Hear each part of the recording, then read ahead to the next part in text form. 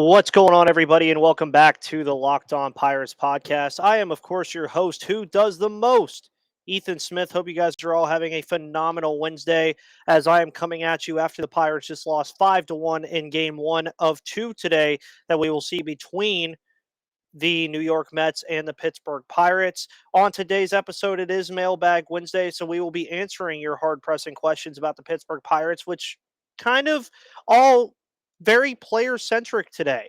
One looking at the future of Rodolfo Castro and what he could be for this Pirates team, as well as Kevin Newman's role moving forward for the Pittsburgh Pirates, and also what pitchers the Pirates could take a look at in the starting pitching department in 2023. Before we get into that, though, thank you guys so much for tuning in to the Locked On Pirates podcast, as you always do.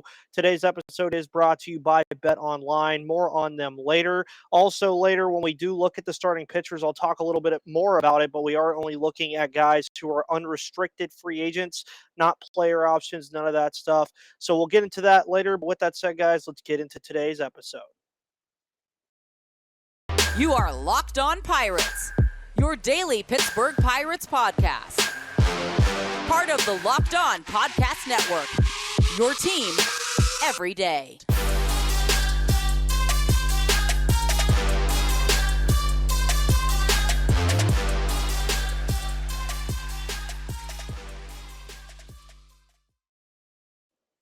And what's going on, everybody, and welcome back to that Locked On Pirates podcast. I hope you guys are all having a phenomenal Wednesday as we're moving closer and closer and closer to spooky season, my favorite time of the year. Of course, if you guys do not know, my birthday is on October 30th. Fall is almost here, which means the Pirates season is wrapping up. So I'm enjoying these mailbag questions that you guys put in every single Wednesday, albeit maybe from the same people. But again, every Wednesday we do a mailbag episode for the Pittsburgh Pirates here on the Locked On Pirates podcast. Even during the offseason, this will continue as a regular Wednesday episode. Hopefully you guys all enjoyed the episode I did with Gary Morgan yesterday. If you have not checked that out yet, please do.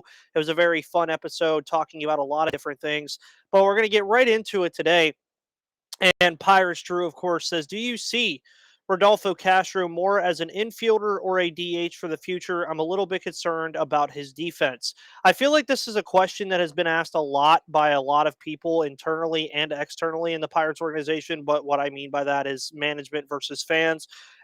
Rodolfo Castro, he's a very interesting case because, one, he's a switch hitting power bat. He's done very well over the last few weeks or so. Again, his defense is a little bit of an issue, though. Would I be mad if he was the starting second baseman moving forward? No, I wouldn't be, because his bat needs to be in the lineup. That also makes the case as to why he needs to be the DH, because of the fact that realistically, the Pirates are looking for a strong DH. They had one in Daniel Vogelbach, but traded him away. Understood why they traded him away. Rodolfo Castro comes in. He's done phenomenally well, especially since that phone dropped out of his pocket in Arizona. That's kind of been his reclamation project ever since that happened. But you continue to see what he does. And when you're looking at all these young bats on the Pittsburgh Pirates, this is what you're looking for. You want to see a guy catch fire here late in the year, really heading towards next season. Now, Rodolfo Castro has done a phenomenal job at that. I think he can finish the season very strong. I think his switch hitting bat is something they need to value on the roster because it is of value. If you had to ask me as a betting man, I think he would be a DH, like a rotating DH guy moving forward, but it really just depends on who makes a statement on this team. You're talking about Leover Peguero, Nick Gonzalez, Ji-Hwan Bae if he ever comes up. You're still talking about Hoy Park and Kevin Newman, who we'll talk about here shortly, all being in the fold. So you really have to make sure that whatever decision you make on Rodolfo Castro is a decision that is going to fit not only best for him, but best for you going into 2023. I think as of right now, DH would be that spot because you're still looking to get at bats for Marcano. You're still looking to get at bats for Ji-Hwan Bae whenever he eventually comes up. You're looking to still get these guys at bats. And one thing I've been seeing is people's disgruntlement about Ji-Hwan Bae not being here. who are you taking at bats away from? Are you taking them away from Tucupita Marcano? Are you taking them away from Rodolfo Castro? Are you taking them away from Kevin Newman or even O'Neal Cruz? Who do you take the at bats away from? So one thing that I'm enjoying about this with Rodolfo Castro and O'Neal Cruz, especially, they are giving the Pirates no reason to want to see these other guys get at bats right now because these guys are productive in what they've done so far recently. O'Neal Cruz, especially, we're going to talk all about him tomorrow on his adjustments that he's made as of late. But Rodolfo Castro, Drew, I'd say if you were a betting person, I would say that he's going to be a DH. That's just how I feel about it. That's how I think that the Pirates should feel about it. And that's what I think he will be moving forward. We've seen that position change a lot. I thought Jack Sawinski would be a great option for that, but he's played very well defensively as of late. So I don't really see him being a DH. I see him more being a power bench bat or a starting outfielder, depending on what the Pirates decide to add in 2023. But as far as everything is concerned right now, Rodolfo Castro should be in this lineup in any capacity, be it second base, be it third base, be it a designated hitter, every single day of the week. He's just that good. He's been doing that well. And we're not going to sit here and act like he's been setting the world on fire or anything, but he definitely is playing above his grade right now that we saw from him over the last couple of stints that he's been up here. And maybe that's just a component that he's getting adjusted to major league pitching. And I think that's what's happening here with Rodolfo Castro. And I have a soft spot for switch hitters. I really do. I love switch hitting bats, especially when they're young. Brian Reynolds, I love his bat as a switch hitter. I will always love his bat as a switch hitter. And I think it's a very, very big thing to have as a player in Major League Baseball to hit very well from both sides of the plate. And I think Rodolfo Castro will only continue to improve on that and continue to do that well. Before we get into Kevin Newman and his role with this team moving forward, I want to let you guys know about the best betting site ever. If you want to bet on tonight's Mets game, if you're listening before the game starts, or if you want to bet on the NFL starting tomorrow or college football this weekend with Pitt facing off against Tennessee, well, BetOnline is your number one source for all of your pro and college football betting needs and sports info this season. Find all of the latest football league developments, game matchups, news, and podcasts, including this year's opening week games. BetOnline is also your continued source for all of your sporting wagering information, including live betting, esports, and scores. The fastest and easiest way to check in on all of your favorite sports and events, including MLB, MMA, boxing, and golf. Head to the website today or use your mobile device to learn more about the trends and action, and BetOnline is where the game starts. Again, thank you guys for always tuning into the Locked On Pirates podcast. I have been keeping them a little bit shorter as of late, if you haven't noticed, and there's a reason for that. I notice you guys kind of like the shorter podcast. You don't like when I rant for 25, 30 minutes about certain things. So I'm keeping them more in the 20 to 22-minute range, so I'd love to hear on Twitter what you guys think about that. And I am just watching the post game from the game earlier today regarding the Pittsburgh Pirates and how they lost 5-1 to the New York Mets in a game where O'Neal Cruz had another multi-hit game, played very well, but Chris Bassett was just too much for this Pittsburgh Pirates team. Our next question comes from Pitt Panther. What role should Kevin Newman play on this team going forward? Personally, I'd rather see Castro at second base every day, even though defense with him is a bit of an adventure. So you guys are definitely noticing that Rodolfo Castro's defense is not of the essence on this team, which I think is very hilarious because it's really not. I think it's great that you guys are opening your eyes to that. But you also recognize that his bat is very important for what the Pirates are trying to do. Now, Kevin Newman is a special case because I don't think people really expected him to come back and play this well, especially with all these young guys, and keep his playing time. But he's done just that, and rightfully so. I mean, he brings you a defensive element that other players are not going to bring you. He brings you some hitting, apparently. He's actually hit the ball pretty nicely as of late. And realistically, Kevin Newman is arguably the second best defensive player on this roster, I'd say, behind Brian Reynolds. And Brian Reynolds has even had his moments this year. Key Brian Hayes also, I think, has to be up there. So I'd put Kevin Newman more at third in that department. But defense is something that really cannot be overstated in Major League Baseball or understated. It's one of those things that a lot of people look like and say, oh, cool, yeah, you have defense, but what are you really doing with a guy who's just pure defense and gives you a little bit of offense? Well, with a pitching staff that's been playing well as of late and an offense that isn't, defense is way more important at that point because you want to make sure that not only is your starting pitcher pitching well, but he's also having really good defense behind him. Kevin Newman brings that to you. O'Neal Cruz, again, has been a trip at shortstop, but Kevin Newman moved to second base and had no issues. And I knew he would have no issues because obviously shortstop is a much harder position to play than second base. Shortstop is the position that you see a lot of these guys who get drafted play because it is one of the, if not the toughest positions to play on the entire baseball field, and it's for the most athletic players. So you're really considering that Kevin Newman, for the better part of a half decade now in this Pirates organization, has been the best defensive middle infielder they've had outside of Key Brian Hayes. So I think that's where they would think about or keeping him. Is I definitely think Kevin Newman in a bench role on this team would fit really, really, really well.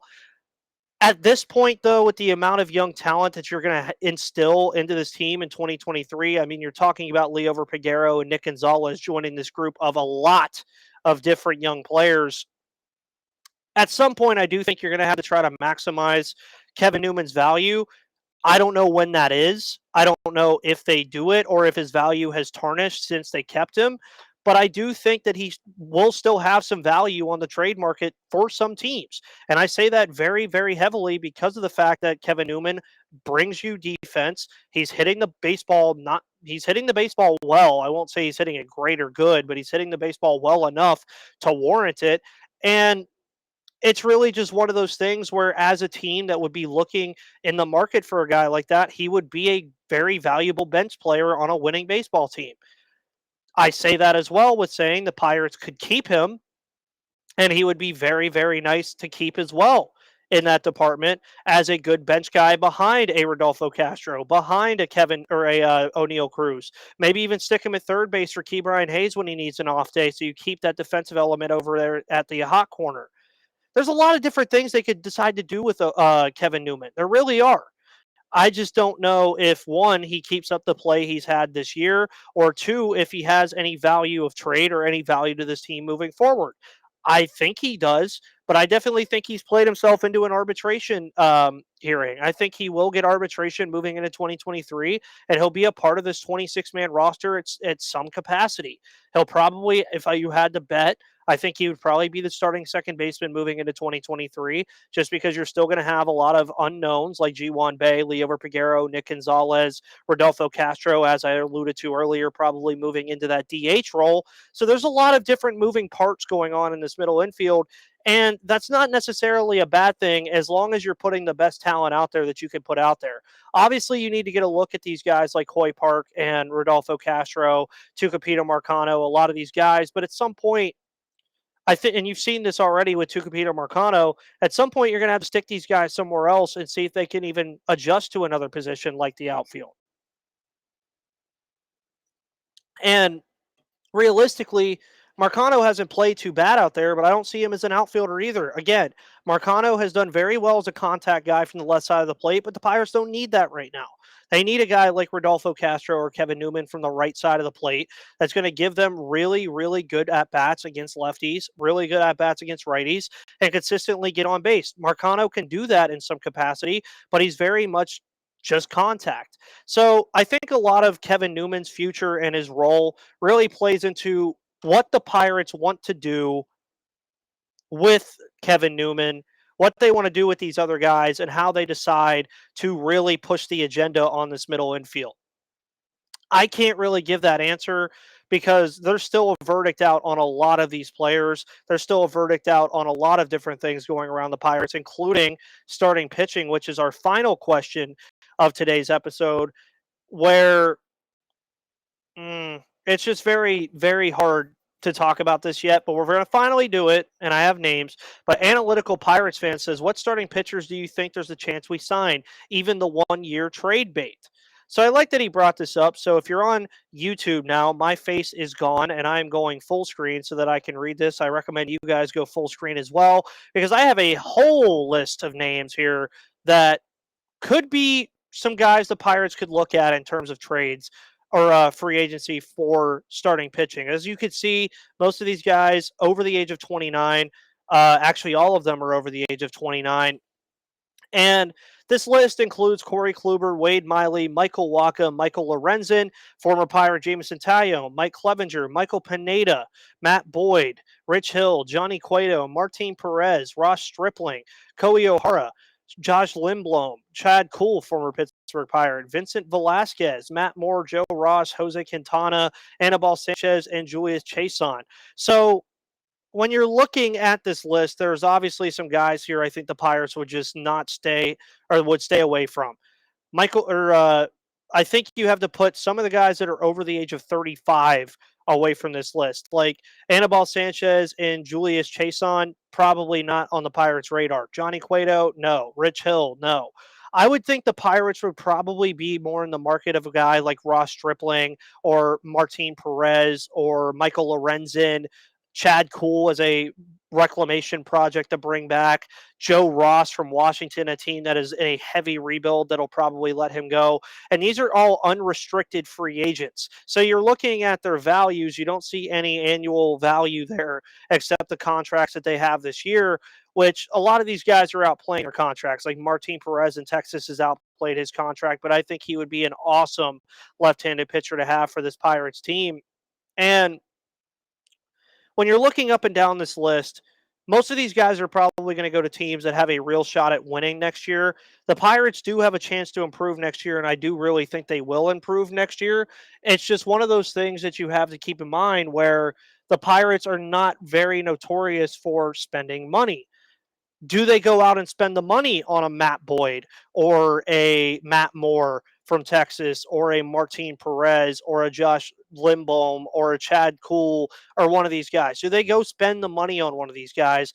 They definitely should because they need to. They need starting pitching desperately. Michael Burrows and Quinn Priester are not going to be the full answer in your rotation alongside Mitch Keller, Roansy Contreras, JT Brubaker, and the others that are still going to be involved in the rotation. But moving forward, the Pirates do need to be thinking about this kind of stuff. They really do. They need to be thinking about the free agents that are there. And I like that you mentioned about the 1 year guys. I mean, there are some guys on this list who could definitely just be that trade deadline bait rental, but that could keep the Pirates afloat while they wait for Michael Burrows and Cody Bolton and Quinn Priester to come up, like Ross Stripling, like Koei O'Hara, like Chad Kuhl, Matt Moore, Joe Ross, Jose Quintana, guys like that. So looking at this list, I mean, again, Mike Clevenger, I think, would be very nice to have, but I do think the Pirates could be in the market for looking to trade for some of these guys or trade for a guy rather than go out in free agency. Because the interesting thing in free agency this year with the with Major League Baseball in general, so a lot of these guys have player options. A lot of them are not going to be available. I think they're going to mostly go into their player options, or they have some weird thing in their contracts that says that they could go into next season arbitration eligible with that team. There's a lot of different stuff and moving parts going on with that. But with that said, that was a list of starting pitchers that I saw that the Pirates would have a reasonable chance at getting, not guys that I think, or not excluding the guys that are actually available that could be available. But the Pittsburgh Pirates tonight wrap up their series with the New York Mets. Jacob deGrom will be on the mound for the New York Mets, which is a welcome sign with Max Scherzer going to the 15-day IL. The Mets, of course, now only pose a half-game lead on the Atlanta Braves after today's afternoon game. So if they win tonight, which I fully expect them to against with Jacob deGrom's on the mound against a lackluster Pirates offense, I really expect the Mets to regain at least a game lead on the Atlanta Braves. Now, the Braves, I do believe, play today. I'm going to check that out real quick. Yes, they do. They play actually right now against the Oakland Athletics. So very well, these teams could be tied going into tomorrow, which is a very, very fun thing to look forward to in the NL East race. If the Pirates can somehow win tonight, Braves fans are going to be rejoicing. You know, Braves fans, I saw one of you in my mentions yesterday saying, "Let's go Braves." Thank you guys for. Or you was like, "Thanks Pirates." Hey, if we're helping other teams, cool. But I do live in Georgia, as you see with this bad boy right behind me. If I could grab it, go Dogs. But not always been the biggest fan of the Braves. So we'll see what happens tonight between the Pittsburgh Pirates and the New York Mets. I would like O'Neal Cruz to continue his hot streak. He's had multi-hit games against the Mets in both of the first two games of this series. I think Jacob deGrom is a big challenge for him. Maybe they end up sitting him. I don't think they will, but I would love nothing more than to see O'Neal Cruz hit a bomb against Jacob deGrom. I'm predicting 4-1, somewhere in that range. I think the Mets offense will be a bit sluggish after opening up the game this afternoon. I think Jacob deGrom is going to have a very, very strong day against a lackluster Pirates offense. And with that said, tomorrow we're going to be talking about O'Neal Cruz's adjustments over the past week and why it is making him better and what will continue to make him better and why the sky is the limit for him, as well as recapping this series against the Mets and talking about Johan Oviedo and other guys that could be making impacts here for the remainder of the month of September and the remainder of the season. Guys, my name is Ethan Smith of the Locked On Pirates podcast. Thank you so much for tuning in today to this Mailbag Wednesday episode. The game on tonight at 6:30. We'll have a now afterwards on Twitter. We'll also be back tomorrow, as I just said, to talk about all that stuff. Please go check out Locked On MLB and the Ultimate Pro Football Preview as the NFL starts tomorrow. Guys, my name is Ethan Smith, your host who does the most. Thank you so much for tuning in, and I will see you guys on the flip side.